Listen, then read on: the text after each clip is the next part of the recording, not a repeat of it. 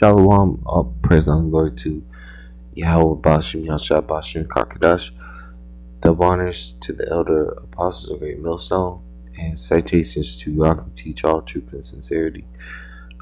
This gonna be called "The Heathen Will Be in the Kingdom, but they will not receive salvation."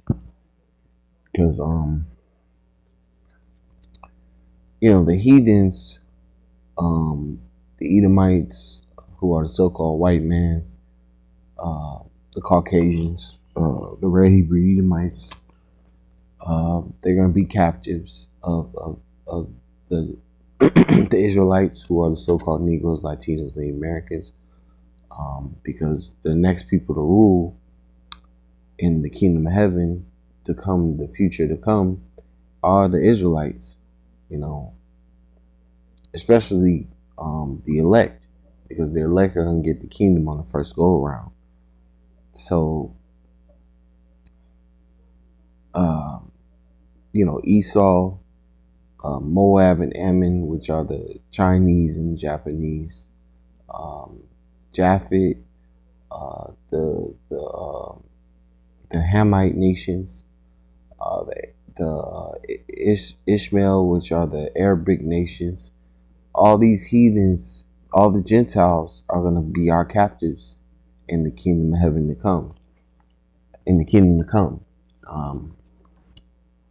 So this is Revelation chapter 7, verse 1, and it says, "And after these things I saw four angels standing on the four corners of the earth, holding the four winds of the earth, that the wind should not blow on the earth, nor on the sea, nor on any tree.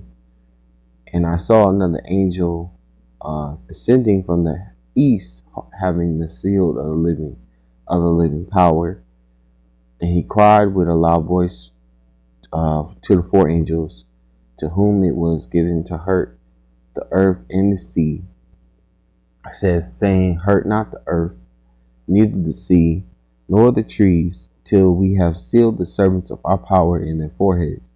It says, And I have heard the number of them which were sealed, and they were sealed 144,000 of all the tribes of the children of Israel.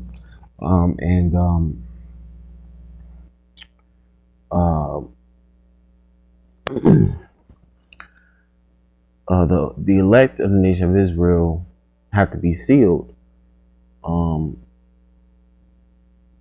The destruction,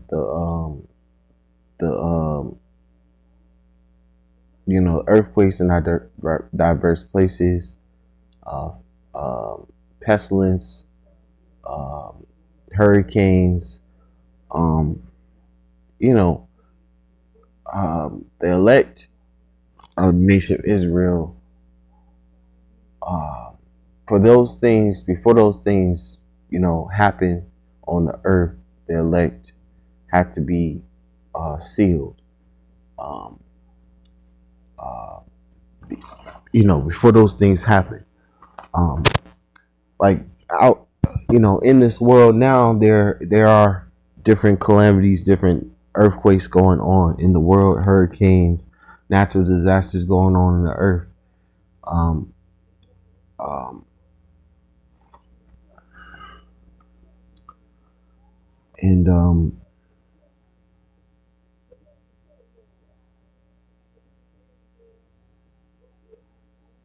and the elder apostle Tahar, he said in times past that the elect possibly might be sealed, or he didn't say possibly, he said the elect might be sealed, but, well, not a but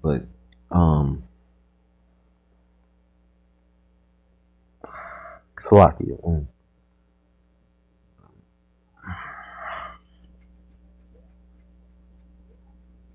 And if you read in Ezekiel chapter 9 verse 4,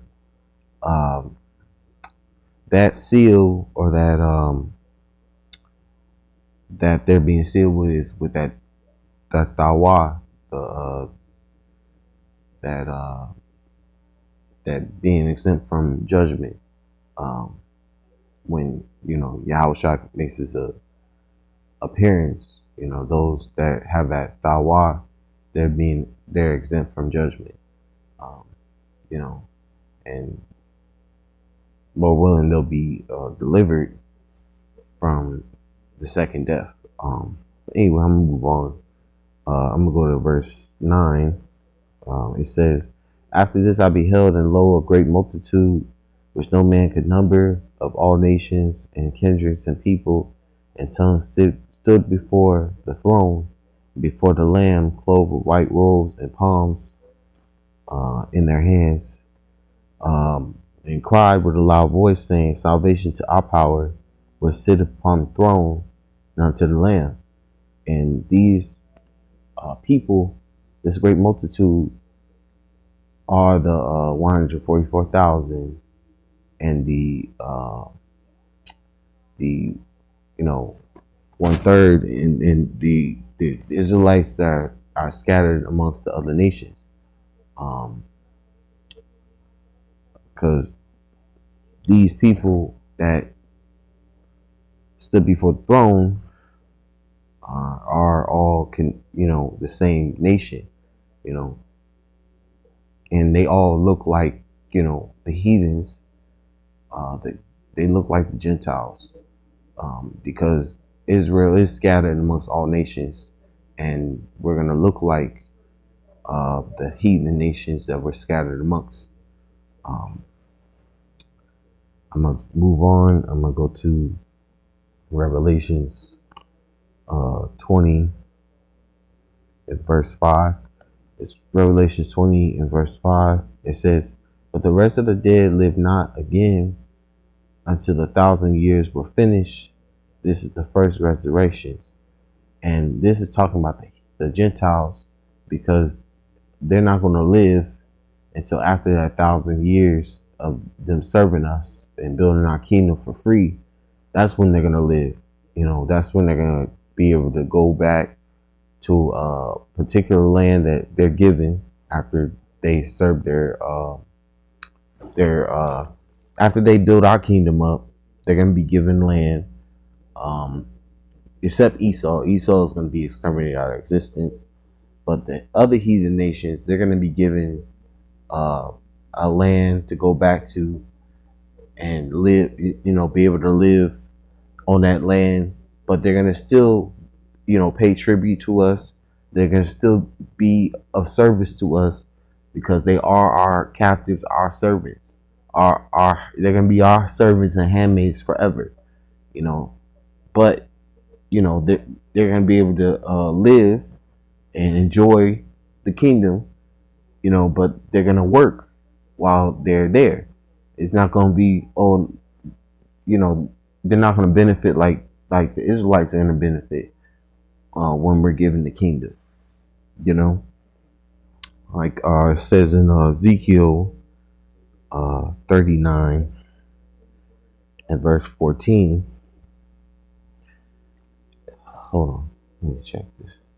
Ezekiel 39 verse 14 says, "And they shall serve out men of continual employment, passing through the land to bury with the passengers those that remain upon the face of the earth, to cleanse it. After the end of 7 months shall they search." Yeah, because they're gonna bury those bodies over there in the valley of Jehoshaphat when the dust settles, and all those people that came against Yahushua are exterminated, vaporized, and they're gonna bury those bodies that are left from the battle, and that's one of their jobs. They're gonna have to bury bodies, clean up the valley of Jehoshaphat over there. Verse 15 says, "And the passengers that pass through the land, when they seeth a man's bones, then shall he set up a sign by it, till the buriers have buried it in the valley of Hamon God." Salaki if I said that wrong. It says, and also the name of the city shall be uh, Hamona, uh, Hamona. Thus shall they cleanse the land. Yeah. So they're gonna have continual employment in our kingdom, and they're gonna, at first build our kingdom up for free, and you know, after 1,000 years, they're gonna live. Uh, the ones that are not Edomites are gonna go back to a land that will be given to them by us, and um, they're still gonna serve us as our servants and handmaids for a lifetime. I'm gonna go to Revelations uh, 13 and verse 9. It's Revelations 13 verse 9 says, if any man have an ear, let him hear. He that leadeth in captivity shall go into captivity. He that killeth with the sword must be killed with the sword. Here is the patience and the faith of the saints. Yeah, we were led in captivity by our oppressors, by these heathens. So we're gonna put them in captivity. We're patiently waiting to we're waiting on Yahweh Shai to come back, so we can, you know, uh, like the scripture says, the saints of the Most High shall, I'll read that one because I'm almost butchering Salaki. This is but Daniel 7:18. But the saints of the Most High shall take the kingdom, possess the kingdom forever, even forever and ever. So we're not going to ask for the kingdom to be established. We're going to take it, and by taking it, all these people who are in power, who are leaders, will be taken down. Their government, their leadership seat will basically be taken from them. Because when Yahweh comes back, he's gonna have all crowns, take all the crowns of the leaders, and destroy those governments, those power structures that are in power to set up the kingdom of heaven on earth. And a part of doing that, we're gonna what's the word? We're going to gather all these heathens and put them in captivity. And so I'm gonna go to Revelations, Revelations 2 and 25. It's Revelations 2 and 25. It says, but that which ye have already hold fast till I come, and he that overcometh keep my works unto the end, to him will I give power over the nation. And that, they're going to be given power to put these nations into captivity. And we're not going to do it nicely. We're going to put those chains on those nations harshly, brutally, you know, especially, when we're going to war, we're not going to war saying, being nice about it. We're going to war. We're really being a warrior. We're gonna go and really fight and kill the enemy. And we're not gonna do that in a nice way. We're gonna do it in a very strategic,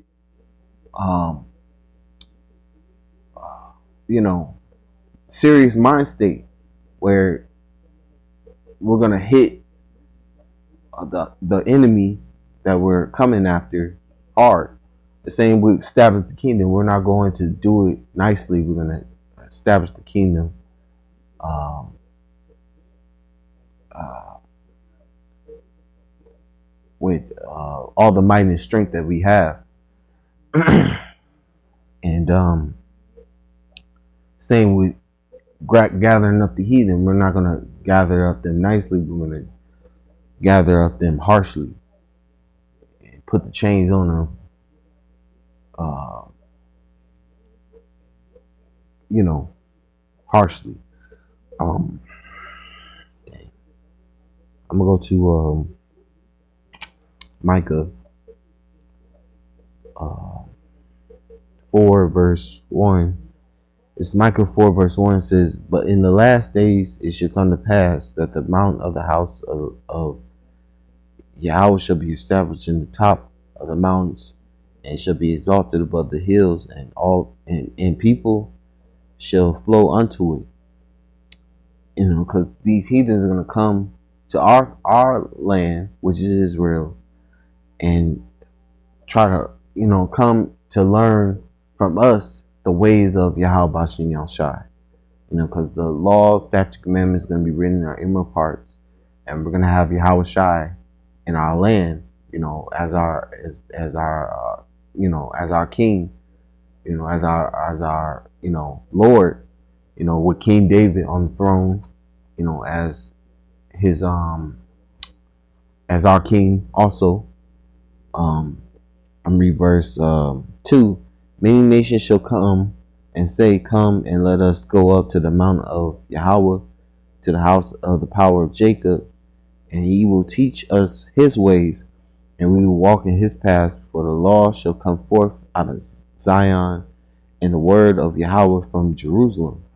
It says, "And he shall judge among many people, and rebuke strong nations afar off, and they shall beat their swords into plowshares, and their spears into pruning hooks. Nation shall not lift up a sword against nation, neither shall they learn war anymore." And this shows the true people who are in the land of Israel today are not the true people of the Lord, because right now there's still war going on in that land, over in that area, over in Western Asia, which is so-called Middle East. There's still war going on. So if the true people were in the land of Israel, there would be no war. These people would be coming to learn the ways of the Lord, and build up that land. Instead of there's war over there, there's all kinds of abominations going on in that land, because the true people are not in that land right now. I'm gonna go to Psalms chapter 2 verse 8. It's Psalms chapter 2 verse 8. It says, "Ask of me, and I should give thee the heathen for thine inheritance, and the uttermost parts of the earth for thy possession." It says, "Thou shalt break them with a rod of iron, and thou shalt dash them in pieces like a potter's vessel." So we're gonna the Lord is gonna give us these heathens as our captives, because they are our possessions. That's part of our inheritance, and we're gonna break them into a rock. Break them spiritually, physically, emotionally, into very very what's the word, obedient slaves, because they are going to be our captives. So anyway, I'm going to say all praise and glory to Yahweh Bashem Yahushai, Bashem Kakadash. Double honors to the elder apostles of Great Millstone, and citations to you all can teach all truth, sincerity, and shalom.